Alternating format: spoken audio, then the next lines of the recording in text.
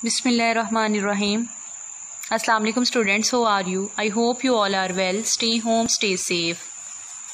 Chapter number 13, Current Electricity.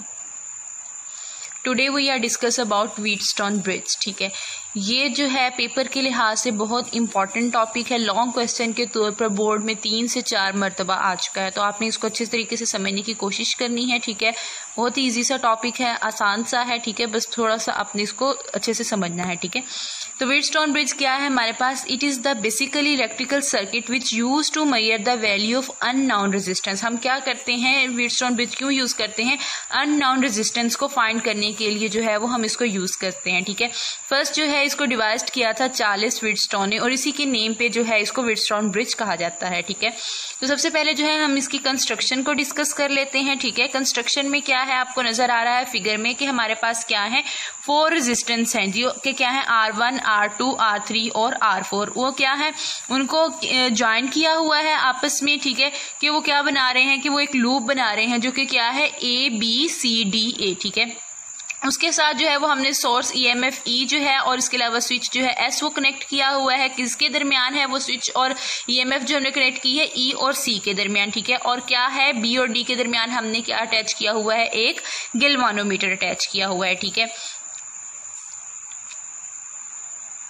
Okay, now we discuss about the working. Working में हमारे पास क्या है कि जब हम क्या करेंगे, स्विच को क्लोज कर देंगे तो क्या होगा कि गैल्वानोमीटर में से करंट फ्लो होना स्टार्ट हो जाएगा। ठीक है, लेकिन हमें यहाँ पे बात करेंगे बैलेंसिंग कंडीशन की। हमें यहाँ पे जो है गैल्वानोमीटर जो है वो बैलेंस कंडीशन में चाहिए। ठीक है, यानी कि क्या है कि उसमें से करंट फ्लो जो है वो ना हो, यानी कि no current will pass galvanometer. ठीक है, वो हमारे पास क्या होगी, बैलेंसिंग कंडीशन होगी। और वो किस सूरत में होगी कि अगर B और D जो टर्मिनल्स हैं हमारे पास पोटेंशियल हैं, पे क्या हो, सेम पोटेंशियल हो हमारे पास। ठीक है, तो तब जो है वो गैल्वानोमीटर में कोई भी डिफ्लेक्शन जो है वो शो नहीं होगी, और इसी वजह से जो है हम वो फोर्थ यानी कि अननोन रेजिस्टेंस जो है वो फाइंड कर सकते हैं। ठीक है, मैथमेटिकल एनालिसिस में क्या है कि हम एज्यूम करते हैं कि करंट जो फ्लो है ईच लूप में वो क्या है, एंटी क्लॉकवाइज है। ठीक है, 2 लूप्स हमारे पास बन रही हैं, 2 लूप्स हम कंसीडर करेंगे। ठीक है, जो कि हमारे पास क्या है, ABDA, और दूसरी लूप क्या है, BCDB। ठीक है, तो अब जैसे कि हमें नजर आ रहा है कि क्या स्टार्ट करते हैं हम फर्स्ट लूप से ABDA। ठीक है,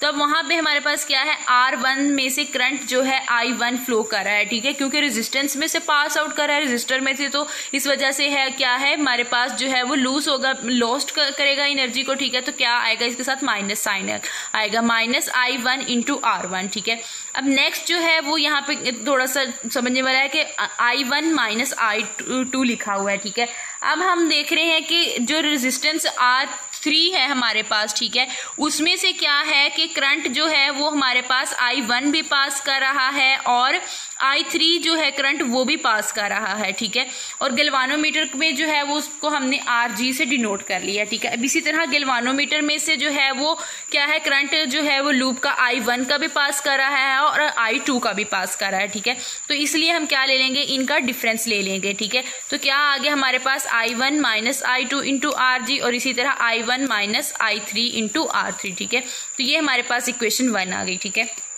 इसी तरह अब अगर हम दूसरी लूप को देखें तो उसमें हमारे पास क्या है कि उसमें भी अब जो है वो करंट फ्लो कर रहा है I2 में से। ठीक है, तो I2 करंट फ्लो कर रहा है रेजिस्टेंस R2 में से, तो वो हमारे पास क्या आया, माइनस I2 इंटू R2। ठीक है, तो अब क्या है, अब जो हमारे पास R4 जो है रेजिस्टेंस, उसमें से क्या है कि I2 करंट का भी पास आउट कर रहा है और I3 करंट जो है वो भी पास आउट कर रहा है, तो उनका डिफरेंस हमारे पास आ जाएगा। और इसी तरह गैल्वानोमीटर जो है RG वो भी क्या आ जाएगा, I2 माइनस I1 आ जाएगा। ये हमारे पास जो है वो सेकंड इक्वेशन बन गई। ठीक है, अब हमने बात की थी बैलेंसिंग कंडीशन की, यानी कि करंट जो है वो गैल्वानोमीटर में से कोई भी करंट जो है वो पास आउट नहीं होना चाहिए। ठीक है, तो इस तरह हम क्या करेंगे कि I2 यानी कि हमारे पास जो गैल्वानोमीटर के जो है वो क्या आ जाएंगे, वो कंडीशन 0 हो जाएंगी, क्योंकि हमने बैलेंसिंग कंडीशन की बात की है। ठीक है, तो इसी तरह जो है वो हमारे पास क्या आ जाएगा, I1 is equal to I2। ठीक है,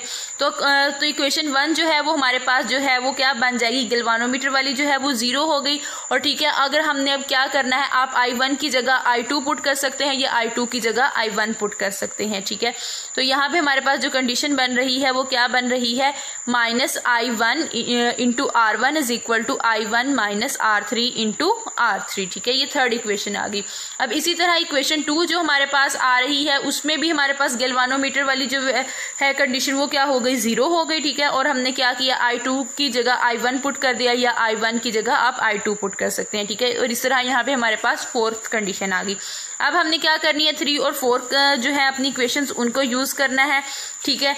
अब डिवाइड हमने किया इक्वेशन 3 को इक्वेशन 4 पे, तो हमारे पास क्या आ रहा है, -I1 into R1 is equal to I1 minus I3 into R3, ठीक है। और क्या आ गया हमारे पास, I1 into R2 is equal क्या बन गया, I1 minus I3 over into R4, ठीक है। जो सेम वैल्यूज थी वो हमारे पास कैंसल आउट हुई, तो जो फाइनल इक्वेशन हमारे पास बन रही है वो हमारे पास क्या है, बैलेंसिंग कंडीशन जो व्हीटस्टोन ब्रिज की आती है वो क्या है, R1 over R2 is equal to R3 over R4, ठीक है। इस फॉर्म में जो है वो हमारे पास कंडीशन जो है वो बैलेंस्ड होगा। आपका व्हीटस्टोन ब्रिज जो है गैल्वानोमीटर, उसमें कोई भी डिफ्लेक्शन जो है वो शो नहीं होगी, यानी कि R1 और R2 की रेशियो जो है वो इक्वल होनी चाहिए रेजिस्टेंस की, और इसी तरह R3 और R4 की जो है वो इक्वेशन में जो है वो उनकी वैल्यूज इक्वल होनी चाहिए, ठीक है। तो तब जो है आपके पास बैलेंसिंग कंडीशन जो है वो कंप्लीट होगी, ठीक है। नेक्स्ट जो हमने बात की थी कि कैसे जो है वो हम अननोन रेजिस्टेंस जो है वो फाइंड कर सकते हैं, ठीक है। तो सपोज हम करते हैं कि हमें R4 जो है उसकी वैल्यू फाइंड नहीं है, अननोन रेजिस्टेंस है हमारे लिए, बाकी वैल्यूज जो है वो हमारे पास नॉन है, ठीक है। तो हमारे पास क्या है, डिफ्लेक्शन को शो नहीं कर रहा, तो हमारे पास यहाँ से हम वैल्यू जो है वो निकाल सकते हैं। डिफ्लेक्शन, नो डिफ्लेक्शन जब गैल्वानोमीटर की बैलेंसिंग कंडीशन थी तो हमने क्या पढ़ा था कि हमारे पास कौन सी कंडीशन होती है, R1 over R2 is equal to R3 over R4, ठीक है। तो यहाँ से हम जो है वो फोर्थ जो है हमारे पास हमने देखा कि अननोन रेजिस्टेंस है, तो वहां से हम वैल्यू निकाल सकते हैं। तो R4 जो है वो हमारे पास क्या आ जाएगा, R3 over R1 into R2। I hope आपको आज के लेक्चर की समझ आ गई होगी। आपने इसको अच्छे तरीके से समझना है, ठीक है, और इसको अच्छे से प्रिपेयर करना है। Thank you for watching.